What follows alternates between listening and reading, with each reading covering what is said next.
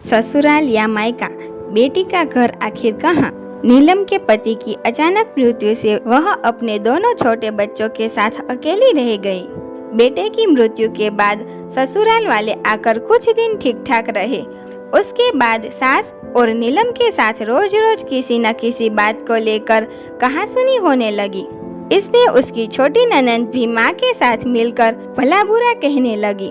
इसे बचने के लिए नीलम ने अपने पति की कंपनी में नौकरी की तलाश की और उसे नौकरी मिल गई, पर सास के ताने कम नहीं हुए। उनका कहना था कि भले ही तुम नौकरी करती हो, लेकिन घर का काम नहीं करती। मेरे लिए बच्चों की देखभाल करना और खाना बनाना संभव नहीं।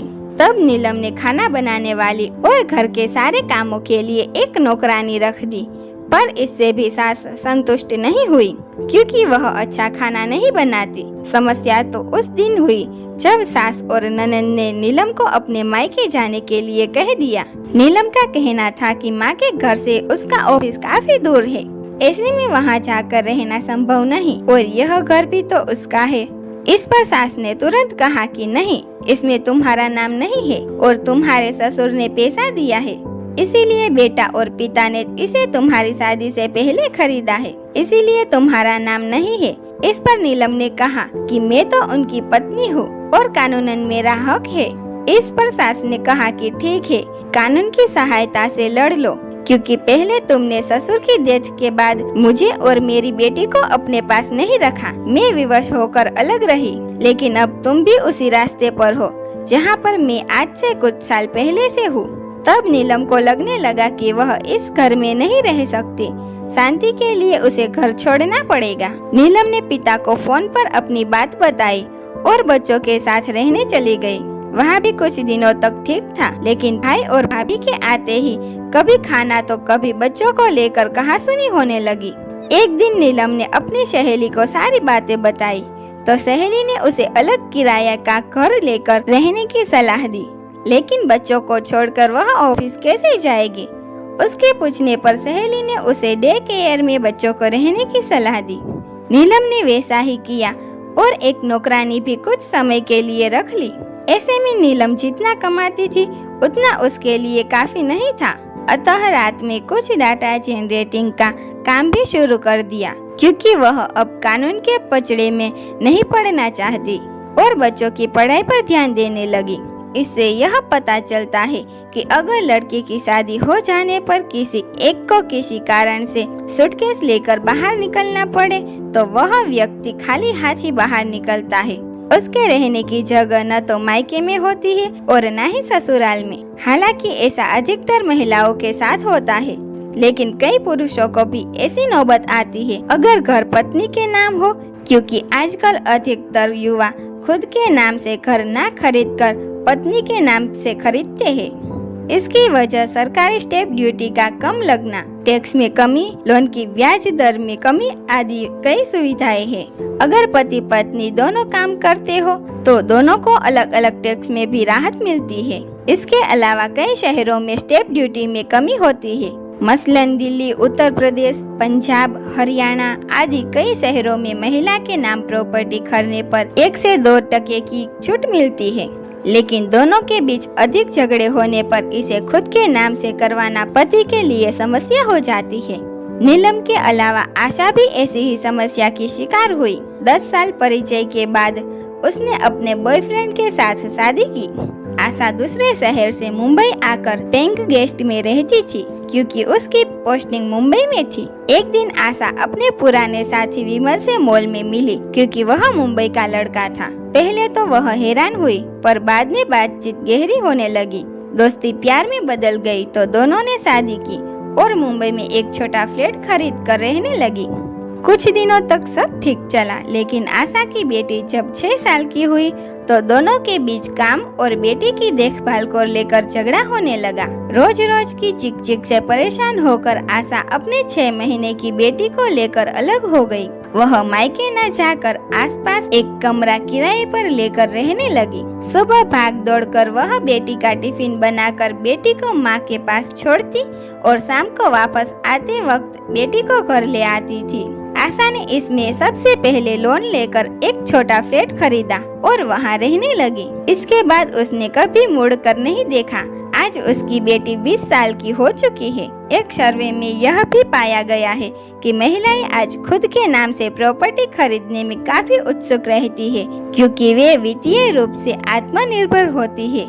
इसमें पुरुषों की अपेक्षा महिलाओं की घर खरीदारी में 1% बढ़ोतरी हुई है। रियल एस्टेट अब केवल पुरुष प्रधान ही नहीं रहा, बल्कि 30% महिलाएं शहरों में घर खरीद रही है। रियल एस्टेट के सीनियर कर्मचारी श्वेता बताती है कि आजकल महिलाएं एक अच्छी नौकरी या व्यवसाय में होती है और वे कार से पहले अपने नाम का घर खरीदना चाहती है। यह एज ग्रुप 25 से 34 की होता है। इस दिशा में घर की खरीदारी अधिक बढ़ने की वजह महिलाओं का अपने लिए एक सुरक्षित जीवन निश्चित करता है। मुंबई में बिल्डर्स भी अकेले रहने वाली महिलाओं के लिए नई नई स्कीम निकालते हैं, जहां सुरक्षा और आराम का प्राथमिकता दी जाती है। इस बारे में मुंबई की एडवोकेट बिंदु दुबे बताती है कि शादी से पहले एक दूसरे का परिवार कितना शिक्षित है यह देखना जरूरी है, क्योंकि शिक्षित परिवार की सोच बदलने की संभावना रहती है। इसके अलावा दोनों परिवारों के बीच में यह समझता होना चाहिए कि वे दहेज लेने और देने पर विश्वास नहीं करते, क्योंकि कई बार लड़के भी माता पिता के आगे बोल नहीं पाते, जबकि लड़कों को मजबूती से कुछ गलत होने पर पेरेंट्स का विरोध करना जरूरी होता है। इससे लड़की की शादी के समय कुछ ऐसी स्थिति हो जाती है जिसमें वह पिता को असम्मानित विवश होते हुए देखती है। वह तब चुप रहकर सहती है, लेकिन उसके मन में ये बातें बैठ जाती है। इस कटुता को वह शादी के बाद कैसे बाहर निकाले, इसे परिवार में कहासुनी होने लगती है। इसीलिए दहेज न देने और न ही लेने को शादी से बहुत पहले ही सुनिश्चित कर ले। हालांकि कई बार सब कुछ देखने के बाद भी गलत हो सकता है, लेकिन जहां तक हो सके दोनों परिवार में पारदर्शिता होनी चाहिए। लड़के के अलावा परिवार के शिक्षित होने पर परिवार की सोच और आदतें अच्छी होने का अंदेशा रहता है। एडवोकेट बिंदु आगे कहती है कि मेरे पास ऐसे कई केसेस डोमेस्टिक वायलेंस के आते हैं जिनका हल अभी तक नहीं हो पाया। पहले से एक दूसरे के बारे में जानकारी होने पर भी बाद में खटपट चलती रहती है।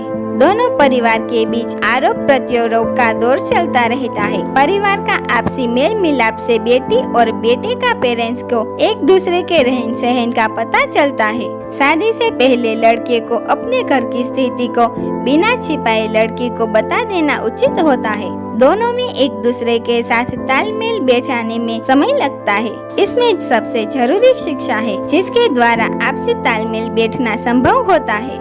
कम पढ़े लिखे, शादी न करने वाली और अनपढ़ बेटियों के पेरेंट्स को बेटी के नाम कुछ प्रॉपर्टी का हिस्सा लिख देना आवश्यकता है, क्योंकि आजकल की बहुत सारी पढ़ी लिखी लड़कियां शादी नहीं करती। कानूनन बेटी को पेरेंट्स की प्रॉपर्टी का अंश मिलना है, लेकिन आज के अधिकतर पेरेंट्स बेटे को अपनी सारी प्रॉपर्टी दे देते हैं। उनका मानना है कि बेटी की शादी करवाने में खर्च करना पड़ता है, इसीलिए उनकी शिक्षा पूरी नहीं करवाते, उनकी इच्छा के अनुरूप काम करने नहीं देते, जबकि बेटे को हायर एजुकेशन देने के लिए पैसे खर्च करने पड़ते हैं। इस सोच की वजह से बेटी के ससुराल वालों को लगता है कि उनके घर से निकलने के बाद वह लड़की दर दर भटकेगी। इसीलिए पेरेंट्स को चाहिए कि लड़कियों को कुछ प्रॉपर्टी उनके नाम कर देनी चाहिए। पहली अनबन दहेज से शुरू होती है, जिसका अंत अभी तक नहीं हो पाया। यह एक गलत कुचक्र है। आज अशिक्षित बेटी की शादी नहीं होती, भले ही घर में बैठना पड़े, पर ससुराल पक्ष को लड़की पढ़ी लिखी होनी चाहिए। लड़की अधिक लालची नहीं होनी चाहिए। पेरेंट्स के द्वारा दी गई संपत्ति को कई बार पति के कहने पर बेचने के लिए राजी हो जाती है। यह एक आश्चर्य की बात है कि आज भी अधिकतर लड़कियों को अपने कानूनी हक का पता नहीं होता। परिवार और समाज की सोच में बदलाव अभी ट्रांजिशन पीरियड में है।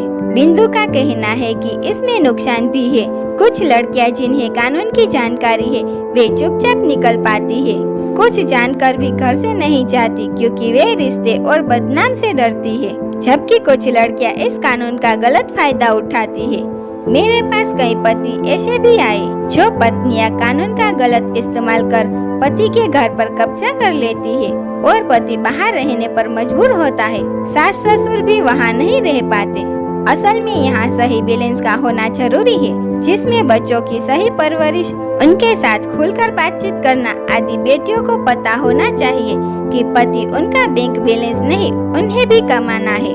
केवल चूल्हे चौके पर काम करना उनका जीवन नहीं है। शिक्षित होकर काम करना और आत्मनिर्भर बनना ही उनके जीवन की पूंजी है। केवल पारिवारिक झगड़े ही नहीं, बल्कि पति की अचानक मृत्यु के बाद उन्हें कौन देखेगा। शिक्षा और रोजगार के समुचित अवसर दोनों को ही मिलने चाहिए। हेलो दोस्तों, अगर आपने अभी तक मेरी चैनल को सब्सक्राइब नहीं किया तो जल्दी से जाके सब्सक्राइब कीजिए और लाइक करें, शेयर करें और कमेंट करें। Thank you.